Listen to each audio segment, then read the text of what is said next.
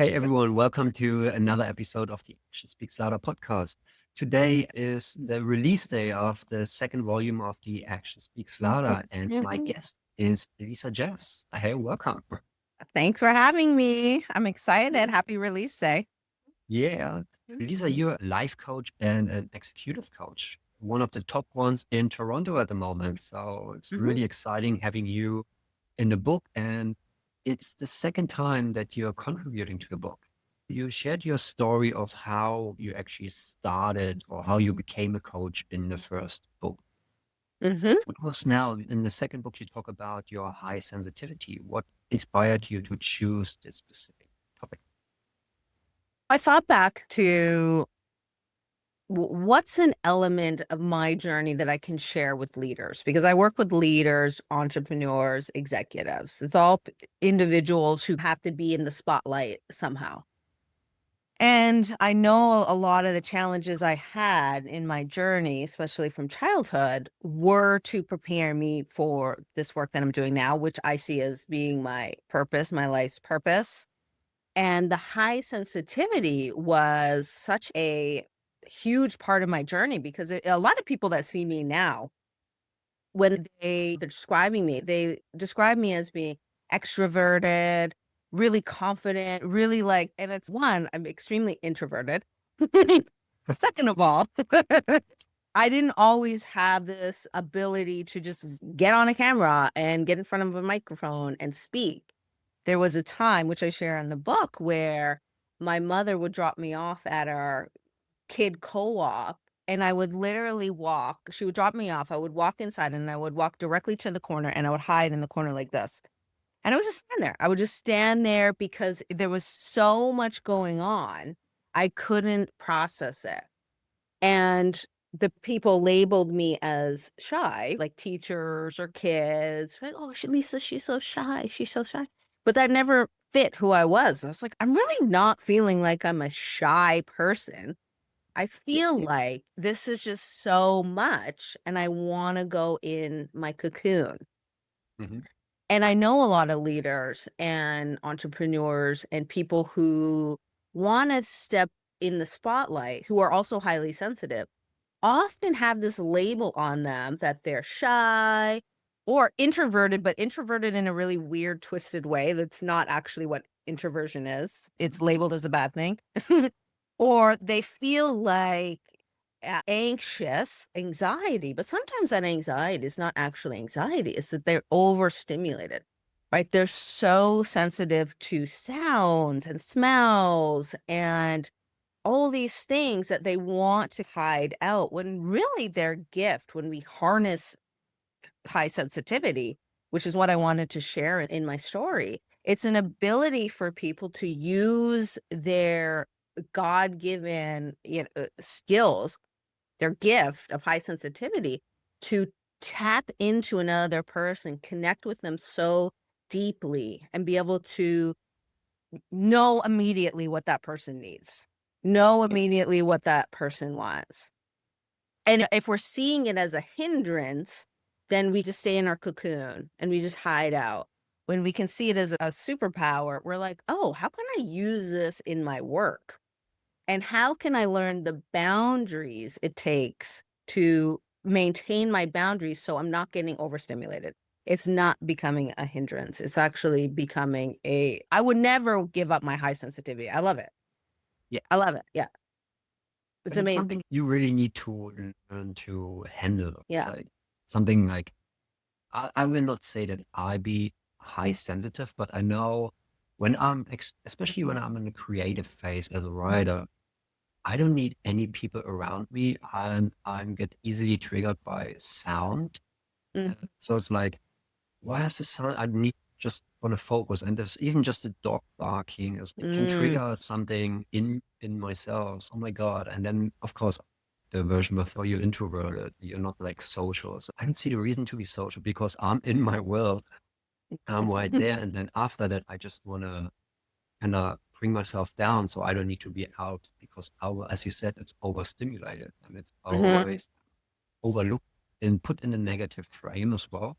Yeah. So that's what I really liked. I saw myself a little bit in in your chapter as well, and especially with hiding, you want to have your safe corner somehow. And I think when Mhm. you're young, a lot of people do have this, but Mhm. whether they just like society says, "Oh, toughen up," like Oh especially when it yeah, comes to it, but in real, they're just hiding their true selves in a way. So for me, it's now when people say, "Oh, you're not social," so, yeah, I can live with it fine for me. exactly. I actually don't care. So this is the best version of myself. And if it Yes. means that I'm not going out into the pubs or wherever to concerts Mhm. every week, and it's fine. I Mhm. can go a whole month without talking to someone sometimes. And then other times I'm looking forward to meet my friends to go out for dinners and all that stuff. It's like a good Yes. balance. I really like this about chapter because it was, I think, a unique topic that many people have inside, but do not really look into it or don't listen. And Yes. Mhm. so it was really good. But doing the writing, did you come up like with some surprises or challenges while you were writing the book? Mm, surprises or challenges? So I wouldn't really call them surprises or challenges. I feel like I think my biggest thing is getting into the flow. So once I'm in the flow and I'm writing, it just flows into each other. So there's not really a point where do a little bit and then I'm like, I don't know what else to do. It just flows. I think it's more starting the writing. Like, where do I start this? What anchors in the story? Where do I want to start the story for Yeah. people? You give, I have your outline though, that you give. So I just follow that outline. If I didn't have that outline, maybe I would be like, I don't know how to do this, but I follow your outline, which is right. It's like the hero's journey, Yeah. but it puts it in such easy way to follow from start to end to make sure you have all the components. And that's what made it. Yeah. Because you don't need to make things difficult. Always grew up with this mantra, keep it simple, keep it clear. Mhm. Because and every time, like when people, like when I talk to them about the book and how it's such an easy process, because a lot of people, the biggest fear is people saying, "Oh, I'm not a writer. I'm not like, I'm there." I think they start overthinking. Yeah. So just from your perspective, because you have written 2 chapters, would there be something you would say to people that came up with, or I need to be part of the book, but I am not a writer? You would have any advices or something? Maybe helped you? Let me see. What was the biggest part that has helped me? Because I noticed for myself, like I haven't really had so much of that being a challenge for me, but I know even with my clients, a lot of them will get in their head about writing or sharing something, or I'm not a writer. One of the things when I was in Hay House writers community, it's like a community for people that were writing. One thing that always stuck out to me was I forget her name, but she is one of the main editors. And she said to someone who was having a challenge similar to that, you're an author, you're a writer. You're not supposed to be an editor. You're supposed to have the story. It's the editor that will bring it together and really comprise it into, because I think a lot of people that say, I'm not a writer, instead of thinking, I have a story to share, I don't need to write it like a New York bestseller. I can just I can just share my story and it's Yeah. going to, as long as I have a framework, I can put it together. But they really put themselves into this end game. And it's Mm. even the authors that do that, they have editors. The editors are making it like a, or they have ghostwriters. You really, as being an author, when I think of being an author now, it's, do I have a story to share? That's it, and that's what I think most people need to take away with it, is if you have a story to share, if you're a leader or an entrepreneur or someone that says, "You know what? I had these challenges to share with other people," then that's enough. You can make it into a story that people are gonna gain a lot of value from. Yeah. Yeah, absolutely. So I think what you said with the end game is so right. People already see the end product, and this is what they want to write straight away. But it's not a long journey, especially with this project. It's not a long journey to write your chapter. No. But people already, and then sometimes I get chapters and you can tell, wait, this is ChatGPT. Doesn't sound like you. And then mostly I get on the phone with them and talk them as well. Just write. Don't care Mhm. about punctuation, about whatever. Even with the wording, you repeating your wording doesn't matter at the beginning. It's just like start, but have an authentic voice. I think that's the most important thing. Well, seem authentic. Yes.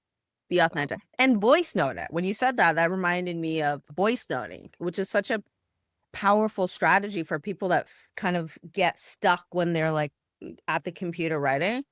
yeah, Speak your story into a voice note, have it transcribed. use technology nowadays. Like that's Use, the yeah, thing. I think use I had it. one. Yeah, I think I had one author in this book. He said, I can't write. Said, just speak it like the way, because she said, I'm a good speaker. Said, just record your speaking and Mm, transcribe it. But then, yeah, the struggle with the overthinking and the self-doubt started once she saw the writing. It doesn't read like the way I would say it. It doesn't matter, just because it's your perspective. And I think another advice would just ask a friend or someone, maybe they can read, mm, because a lot of people have self-doubt yeah. when writing, but also when other things, starting your business and everything. It's Yep. like I don't know where it is coming from that that self-doubt is always stopping us. I Hmm. don't know where. You work with a lot of people, so I can imagine it's something you always have to break in people, this pattern. I Hmm. can imagine. And I think it's only gotten worse with social media, especially because people are comparing themselves to highlight reels that aren't even real. Now with AI, we don't even know what's real, what's not. The self-doubt can start to really come over, or this feeling of I'm not enough. I don't have a story to tell. It's not as good as these people. I can't tell it in a way that's as good, and all of this nonsense comes over. Mhm. As opposed to, often tell my daughter that right before she was born, actually right when she was born, we had film cameras. So there was no going back, there's no filters, there's no you get the picture, you get whatever you get when you order it, and it comes in. And that is real humanity, right? Not this edited, filtered, ChatGPT'd Yeah, version. Polish world. Yeah, yeah. This is why I think a lot of people go back to the analog stuff nowadays. A lot of I just see the younger generation, or even it was me like 15 years ago when I was traveling in Australia. I bought this like secondhand camera with film in it, and even now when I look like even through my Instagram, like I uploaded because some years ago I had this shoebox full of films and undeveloped, and Mhm. started developing them all. It's like even when I look through this picture, these are still the best pictures I took, actually, my phone or something, because Yeah, it's authentic. it's real. Yeah, Yeah. it's real. It's real. Anyway, I really like your chapter, your theme of the chapter with the high sensibility. But I was wondering, how does your current work connect to the story that you shared in your book? I work with a lot of leaders that have, I would even call it, I call it in the book high sensitivity. I would even call it, what's the word I'm looking for? Not even, when I say high sensitivity, a lot of people think it means like I'm sensitive, right? Like I'm emotional, that I cry, or not that there's anything wrong with that, but it's really about sensory. So it's like Yeah. high sensory. When I work with a lot of leaders, they are intuitive and they are in touch with energy, and they're in that realm. And again, I go back to why I wanted to share it, because a lot of people hide that, or they're embarrassed, or they don't want to talk about it because the still in the society that we live in, that's looked at as somehow less than the hustle. Or if I want to get ahead in leadership, it's about hustling and pushing and manipulating. And it's no, sure, that's one way to do it. And it's a sure way to have a dumpster fire at some point. Or, right, it's tapping into where we're going in leadership, which is much more heart-centered, empathic, connection, human based, especially now with the AI coming out. And highly sensory leaders are going to be so needed and valued because they are the ones that can so easily connect with other people, right? Absolutely. Connect with the society. So what does society actually need? So that's why it connects to that, because I think that's where we're going Yeah, as a society. absolutely. As you said, with the AI, everyone is so afraid of the AI will replace so many jobs. But I don't think, especially when it comes to coaching, you do have coaches that just have their one-on-one formula you can get that even ChatGPT can give you. But what this whole AI thing can never tap into is the emotions and the true experience of living and the feelings. As you said, what we need is coaches that do tap into the high sensitivity Mm-hmm. because you, as you write in your chapter as well, you can feel, you can see you reading between the lines pretty much with the ability to feel it different than just a regular person, let's say that. So it Mm-hmm. makes Yeah. you as a coach also very unique. And I think that's one reason why a lot of people feel aligned when you're working with you, I can imagine. Yeah, because it's a lot of times people come for a one reason, but someone with high sensitivity, or at least I can see the whole scope and be like, okay, this is what you're saying, but this is what I'm getting. Does this resonate? They're like, Yeah. oh my God, okay. Yes. And it saves us so much time than if I was just looking at the surface and just listening to what they were saying, we'd just be going around in circles. Yeah. It's absolutely Yeah. because a lot of people don't get you.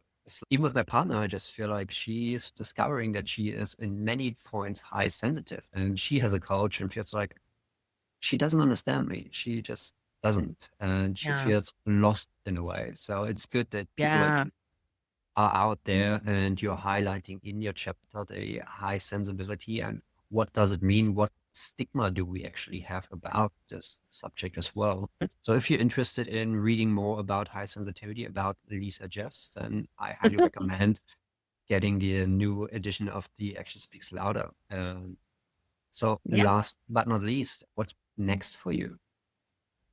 When I'm looking into 2026, we're looking at more leadership. So really focusing in on where is leadership going, specifically with female leadership. I don't know if you felt it, but there's a huge shift in, right, female leadership, female Yes. energy in general, like massive. And how in my work can I support that best in where we're going in the, like, what's in the zeitgeist? And part of it's going to be the high sensitivity. And then the next part is going to be really just helping women tap into their innate power that's been really just hidden and pushed down, right? Oh, woman's intuition. Okay. So no, woman's intuition is extremely powerful. And the more that women can realize that, leaders that are typically more A-type, and I'm a more A-type leader, but tapping into the female intuition, prioritizing rest, seeing that rest isn't a bad thing, and setting this vision for themselves that's truly aligned with where they want to go, not with what's been told they should go. That's what the gist of where we're going. Yeah, that sounds amazing. And I see it with the book as well. The majority of people involved are female coaches and even coaches like people starting their own business, getting tired of the status quo that's been told for decades, Mhm. starting carving their own path, basically. Yeah. Um, Yeah. so I think it's really powerful thinking this way and looking into the future with like more like the female intuition because it's been a man's world all the time. I'm a dude, so for me it was never really. And I grew up in the underground scene, like the hardcore punk, where it's never nobody cared if you're a woman or man. It's just Yeah. equal. But now looking out in society, especially in the workplace, it's oh shit, a shift is needed because we're just running in circles, basically. Yeah. Like politics nowadays, just running in circles, it's going again and again, nothing changes. Just It's going again and again. just getting worse. It's Mm. good that like you're putting it out there and you're going extremely high, like going straight forward to empower other female entrepreneurs for getting out of the comfort zone. And I hope they all come and share their story as well. Yeah, it's needed. Yeah. It's needed. All Yeah. right. Cool. Thank you so much for taking the time talking to me with the podcast about your chapter. And yes. Yeah, I love it. I love being here. I'm excited for the book. Everybody get your copy. It's release day. Okay. Awesome. Cool. Thank you.